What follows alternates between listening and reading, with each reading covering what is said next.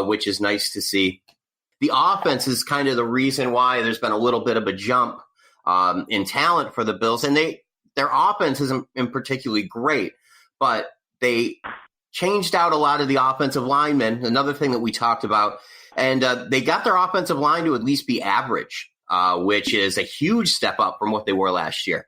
Also, the running game, Devin Singletary, although he was injured last week, I don't know what his status is going to be for this week. Probably going to be questionable going in like he was this week. He's been kind of a great find for them in the third round. Frank Gore is, he's doing old guy Frank Gore stuff. Last week he ran for 70-something yards against the Bengals. He got into the end zone for the game-winning touchdown. He's just solid. He's not flashy. He's just solid. And the Bills added Cole Beasley and John Brown to the offense, which gave them a little bit more receiver. Bills need more at receiver, but they have like a decent offense. And Josh Allen's taken a leap. Completion percentage last year was 52.8%. Right now it's 64%.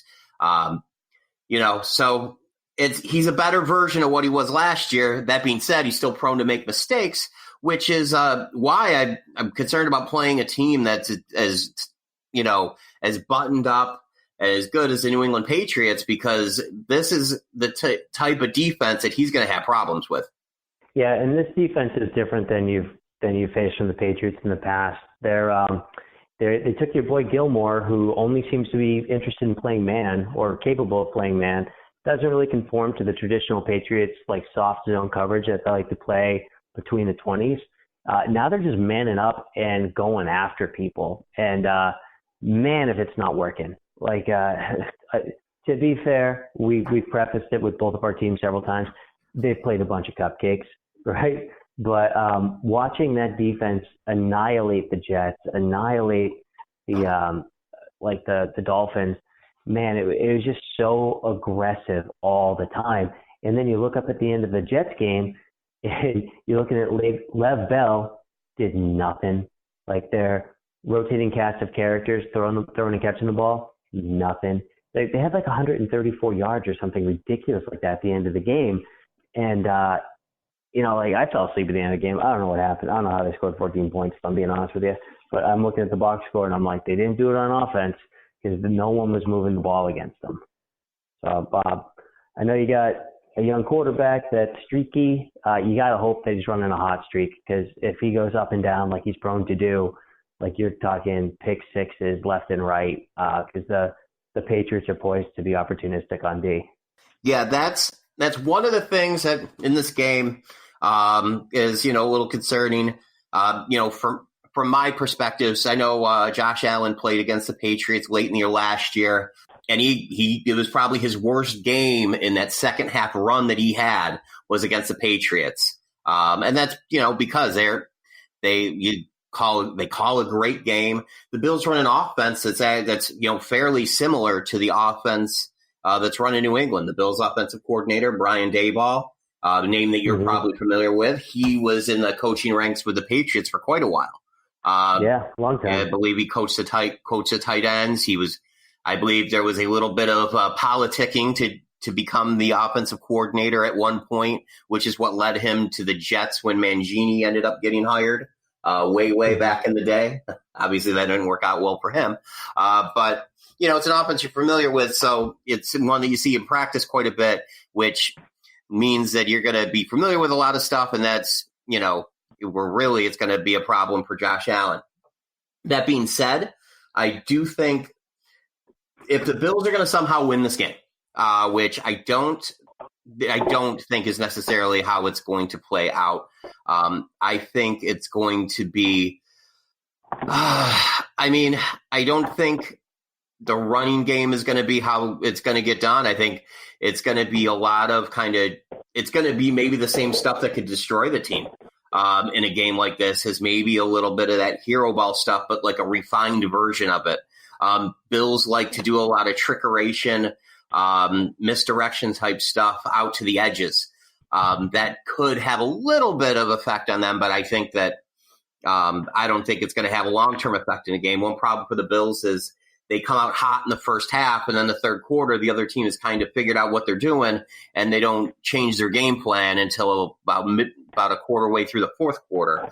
And, that'll be a problem against a team like this. You really kind of have to play your best ball. I think defensively, the Bills have when I say Tom Brady hasn't played his best, keep in mind, I'm speaking in Tom Brady standards. So, he's thrown a couple interceptions against the Bills over the past couple games. He's still Tom Brady. He's still completing 60% of his passes, but I think he has in his past four games, I think he has 3 interceptions against the Bills, which is probably more than he has against anyone else in a 4-game span, just because, he's really good. But, for me, I think it's a fairly safe to say it's a long shot for the Bills to win this game. I think they're going to be the first team that actually scores against the Patriots, scores a touchdown on the offensive side of the ball. But that's a moral victory, and I think that's as far as you're going to get if you're a Buffalo fan this week. All right, man. Well, I got to say I like your outlook. I don't disagree with it at all. What do you think we're going to get for a final score if you were a guessing man? I loved seeing that the Bills were a 6.5-point underdog again. I can't remember the last time they were only 6.5-point dog. Actually, I can't even remember the last time someone in the division was only a 6.5-point dog against the Patriots. I think that the Patriots are going to cover. I think it'll be somewhat close, especially early on. The Bills have kind of played them close, even last year when they had kind of a not good team. But I think 27-16 feels about right for me. I think they're going to score a touchdown. They might move the ball a little bit because they have a fairly modern offense and they have some talented players. But I just can't picture them winning. I'd love to see it. I just can't picture it.